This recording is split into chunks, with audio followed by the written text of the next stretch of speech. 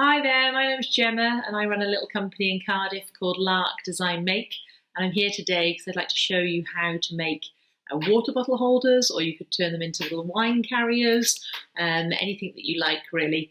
And it's a really good use of scrap materials, ends that you might have at home. I'm using this colourful rope, which I've had for a long time, but also you could double up with twine, but also here, what we'll have a little try at today is making them with t-shirt yarn. So you can see it's a bit stretchy, so you do need to pull at it to get the right size, but a nice plaited design. It isn't super neat because it was kind of my prototype, but I'm hoping to make a nicer one now with you, and that's been made from an old stretchy t-shirt. So if I'm just going to tilt you down and we'll have a little go at making one right now, okay? So this is a really old half fallen apart t-shirt that's been used for painting and decorating. As you can see, I think it's had a good life.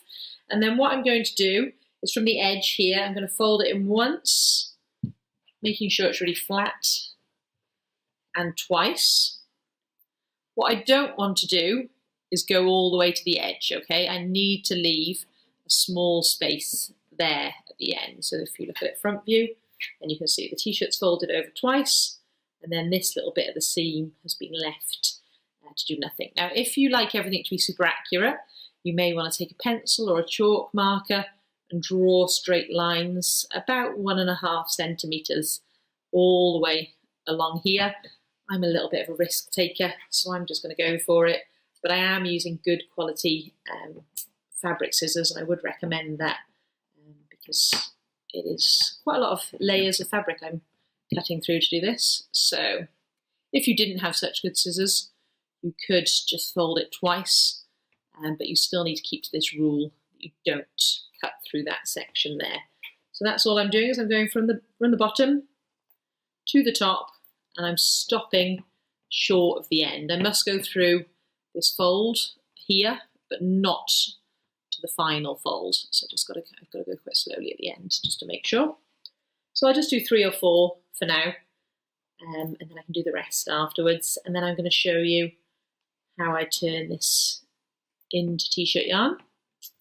It's lovely and soft because it's made from cotton, which is good. And one more for luck. And then the bottle holders are great for the summer, really handy. I mean, you can go bag free, and you can just carry your water. Maybe have your other things in your pocket, and they also look quite nice as well. So there we go. So I've got my 4 pieces, and then if I put this flat, 1 second, so it kind of, I've opened him up, so I've got the 2 cuts. That's the bottom part, and that's the top. I now need to cut diagonal lines. So the first one I'm just cutting off because I need to have the beginning of my yarn. Okay, so that's gone. And now the next one, I'm cutting from the second one along down to the first one. This is the first row still. So a nice diagonal cut, cutting that out. Then the next one, the third to the second, joining them. And final one, 3 to 4. And then I'm just going to hold this together because I'm going to hopefully try and do a little bit more and then come back to you with the t-shirt. Oh, I've got a little bit random there. And there you go. So can you see? That's the end that I cut first. I can come back, you can see me again. And then it just keeps going like that. Unfortunately, it won't spiral like you do with if you do like buy t-shirt yarn, which can be a little bit nicer. But anyway, desperate times, we're making it ourselves. So I've got quite a long length here. I'm going to make a little bit more, and then I'll show you how to turn it into a bottle holder. I'll see you in a moment. Okay, so we have our long pieces of t-shirt yarn, and the length they all need to be is approximately from the floor up to your shoulder, and then back down to the floor again. And I think from a guesstimate, from looking at it, it's about 2.5 meters. Now I've actually decided, since making my t-shirt yarn, which is all blue, is that that'll be quite hard to see in this video. Excuse me. So I'm going to do it with rope, okay? Because I have different colours of rope, and that will be easier for you to see exactly what I'm doing. So let me just put that away a sec. All right, so the fancy contraption I have here is a bottle that's upside down, and I've actually got it on a clothes rail that I've taken the top off. You could have a broomstick that you planted in the ground in your garden with a bottle on top of it, or quite simply, you could just find something that the bottle that you have fits inside. This isn't a very good fit, but I could put a bit of fabric in there so that it was a little bit more secure, or I could go into my kitchen cupboards and probably find something that it fits a little better on. So have a little rummage, I'm sure you'll find something.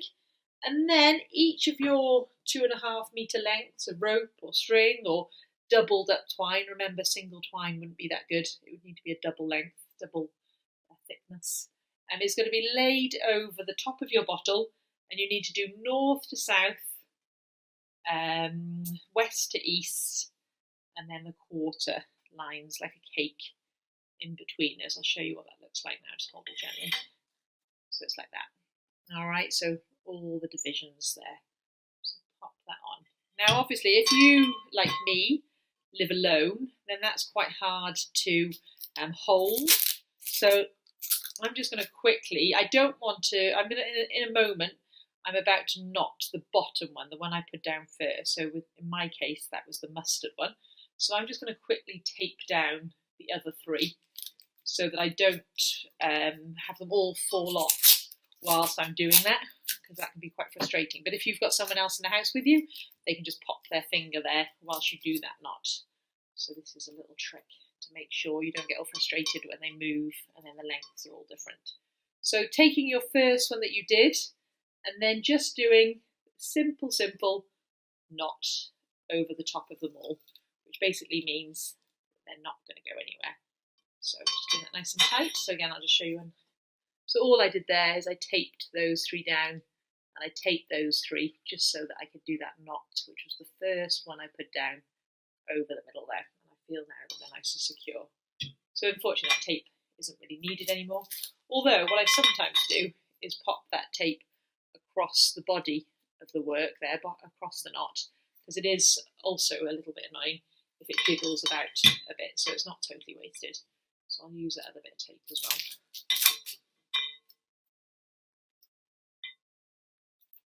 So, okay, I might also, because it's a little bit annoying, the noise, I'm going to pop a little bit of tape on the bottle itself so it's attached to my clothes rail for change. Maybe that'll make a tiny bit of difference. Okay, so what we're doing. So what we're going to do is we're going to take 2 strands at a time, and then we're just going to do a simple knot, an overhand knot. So for that, you're just doing a loop, and then you're passing the 2 ends through. So if you do the t-shirt yarn, this would work exactly the same. Like I said, I just felt like it was a little bit easier to show you with the multicolours, because things can get lost when you do it on video. All right, so I'm just dropping that knot off right on the corner of my bottle, and then I'm going to carry on, and I'm going to do the next pair. Now this first knot you do is probably the most important. If you did it right down here somewhere, your bottle would fall straight out, and it wouldn't be a very fitting bottle holder. So do be careful and do take your time on this knot. Make sure that it's positioned well. So just another overhand knot. So you should be doing 4 each time. So each pair. Now with colours, you can be a little bit more precise than I am. Make sure that everything's in coordinated order, and then the design kind of zigzags through, which is quite nice as well. So I'll try and start that now.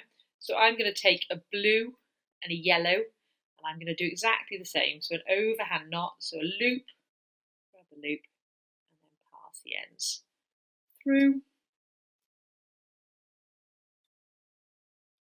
Now, if like this, I've in the totally wrong position, to move its position, just gently ease it to where you want it to be, and then close it up. So again, not leaving too much space here. You wouldn't want anything the size of the bottle, or again, it could also fall through here. my other colour pairing, I'm going to have this pink and yellow, doing a loop and passing it through, like so. And that's basically what you do for 6 rows. Bear with me, I have to get the one off the floor. So can you see, that was the top knot that we did. Those are the first 4 that I showed you. I'm currently on that row. And then I'm just going to carry on. This is 1, 2, 3, 4, 5, 6, 7, 8 I got to, for quite a long bottle. But again, you can keep testing it and just seeing how big it is. It will stretch a tiny bit to make sure it fits your bottle. And then I'm just going to skip actually to, I think you probably know how to do that now, all the way down, is how to do a 4-strand braid. So when you get to the end, I insert a braid. Now if you don't know how to do a 4-strand braid, or you don't want to know, then what you could do is you can cheat, have 3 strands and just put 2 in one of the plaits there. So rather than doing anything fancy, my pink and my yellow are together, so I'm going those 2, white in, blue in, pink and yellow in. I'm just plaiting like a regular plait. Anyway, I want to teach you something new, so I hope you'll come along for the ride. So a 4-strand plait, put your 4 strands, and then what you're doing is you're the first strand on the left-hand side is it's going over the next one, then it's going under the next one. Oh, sorry, hard to see it. Over, under, and then over. So now the yellow that was on the left is now on the right. And now the pink one, which was the second thread, is now the first on the left. So over, under, over. Okay, making the white one the first strand. So this one now is going over, under, over. See that? I'll try and do it a little bit faster, but we're doing it backwards. Over, under, over, over, under, over, over, under, over. Starting from the left, over to the right, over, under, over. You do that the whole way down, and on both sides. And then, when you've got it on both sides, you would just grab all 8 strands together. I'd probably try it on first, and if whilst of course you've done one and you're waiting to do the other one, again just use a little bit of sellotape to hold them in position so it doesn't unravel whilst you're doing the other strap.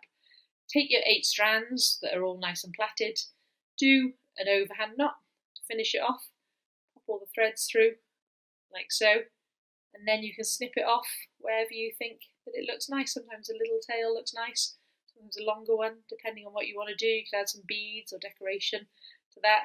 But yeah, a really handy product and hopefully quite a nice fun one to do, hopefully outdoors if the sun continues. Oh, I hope that was helpful, and yeah, love to see your makes. Okay, bye.